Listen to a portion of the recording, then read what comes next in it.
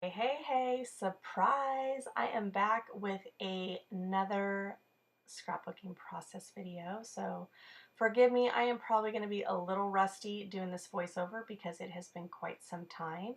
But I just want to say that I hope you all had a wonderful holiday. For those who celebrate, if you had winter breaks, but just spending time with your loved ones, your family, friends, whoever it may be. I know that it was pretty busy. I worked all the way up till, oh my goodness, like 2 days before Christmas, and I was stressing trying to get the shopping done because I hadn't done it. And it was just, being busy and stuff like that. So I definitely had the slim pickings, but that's okay. It all worked out.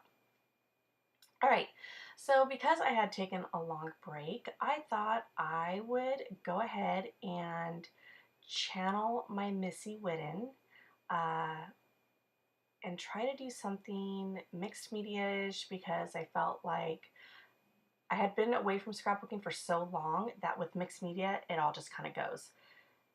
And I did the gesso. Now, I don't know if it's this kind of gesso that I have, but it's very watery and it gets very tacky on the paper.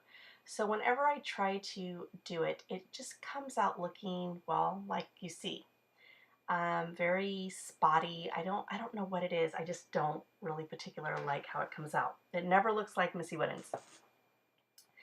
And then Missy Whitten lately has been rolling a paper towel roll over her uh, inks to kind of soak up all the leftover. And when I did that, it left a imprint of the paper towel. Now I thought it was pretty cool. However, that's not what I wanted for this background. And so I was like, nope, I don't like that either.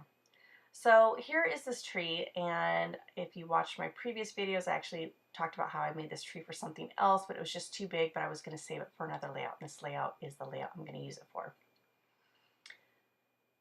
So I'm trying to, I feel like I'm saying so every time I take a breath instead of but I wanted to have something behind this tree, and like I said, I thought it was going to be some ink splatters using the packaging technique, but I felt like that was just a little too much. So then I just thought of why not just do ink splatters. So I take quite a few. I think I take like 3 or 4 Heidi Swap Shine inks, and I just start letting it drop because to me I felt like it was confetti. It could also read as the lights coming off the tree and bouncing onto the wall. There was just many ideas that I felt that could give the illusion of what those dots represent. That my husband interrupted and needed to tell me something. All right, so where I left off, I grabbed my Shimmers product and See You in the Morning. It is a creamy paste, and I absolutely love that stuff. And then I grabbed a star stencil, and I wanted just to add a different type of shape to those dots, but yet still create that idea of the lights reflecting onto the wall, which always leaves like little starry lights anytime we put up our Christmas lights. And so I really like that, and I'm not going to have you guys watch the whole thing just because I actually cut out 2 minutes of me working on this stencil of where I wanted all the stars, and I didn't want to bore you guys because this technique is not new. It's something that we all do, and but I just wanted you to see where I positioned it, which is going from the top of the page to the bottom. And I am going to fix the top where it's kind of bland. I'm going to add some more stars there once the actual paper dries.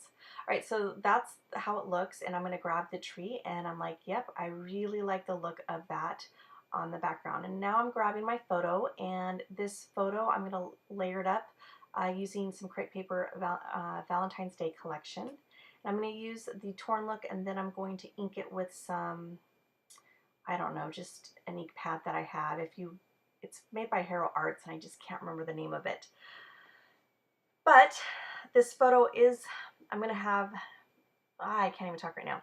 I'm going to position it, and at first I'm going to go vertical, and then I don't like the look of it because I have the tree vertical, and then I have the photo vertical, but then I'm going to move it horizontal.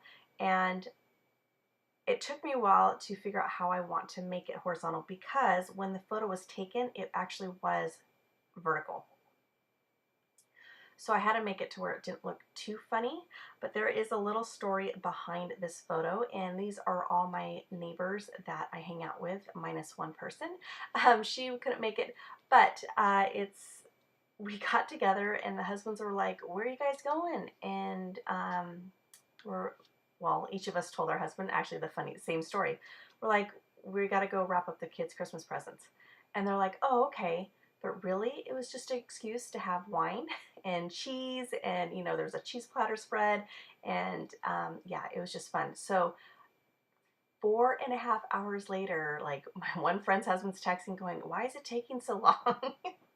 But it was like the best time. And then to document it, my friend took the photo of our feet, of us wearing all of our cozy, super soft, those fuzzy, I mean, it feels like cotton balls on your feet, socks, and with all the wrappings and everything around us. And so, yeah, that is the photograph. That way I could document my story.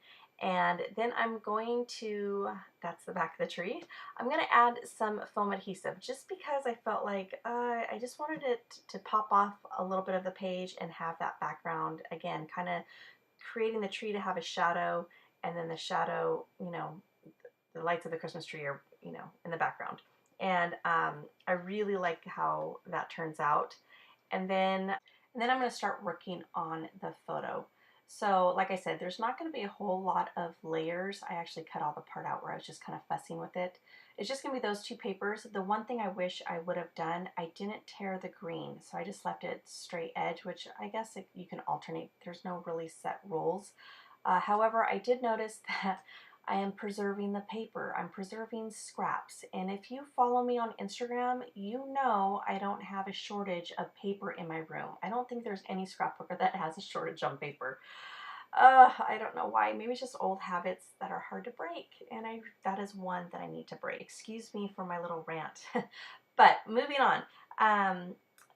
Now I'm going to work on placement of my photograph, and I thought I was going to have it on the lower part of my layout, but then I decided that the left-hand side is very heavy and I needed to balance it on the right-hand side, even though I was going to have different details, different items that were going to be on that right-hand side. So I'm going to move the photograph in the middle of the layout, and then I'm going to have my title up above, and then the journaling is going to be below.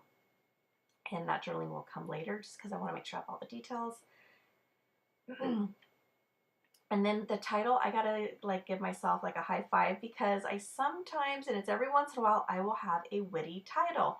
That is just perfect. It goes with it. You'll see it here in a second, but it's using this corrugated, I always have a hard time saying that, gold foil type letters, and there's my title, That's a Wrap. And I thought it was perfect because of what we were doing, and we got done at 11:30, and it was hilarious because we're all texting one another going, "Is your husband asleep? My husband's asleep." After that, I then grabbed some leftover pieces that I would never use in on a title, and at first it was the hyphenated dash marks, but then I decided to use the periods because I've never had a title that has a period in it, and I'm going to place those in the circles of that die cut. Anyways, guys, that is it. I hope you enjoyed this process video. If you feel that my style is kind of like your style, please go ahead and hit that subscribe button. If you like this video, go ahead and give me a thumbs up. And then also stay tuned, because I have a lot of exciting things happening in the upcoming month. Definitely want to tune in for that. Anyways, guys, thank you so much for joining me. You all have an amazing day. Bye.